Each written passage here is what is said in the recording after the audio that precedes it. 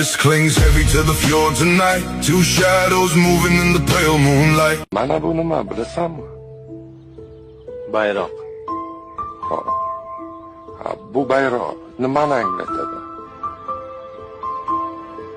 Millatidan, irqidan, dinidan qat'iy nazar mana bu bayroq vatandoshlarimizni birlashtiradi.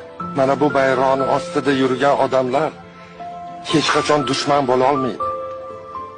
Mana shu bayroq ko'klarda hilpirab turish uchun qanchadan qancha vatandoshlarimiz, safdoshlarimiz qon to'kkan, jon bergan. Bilding?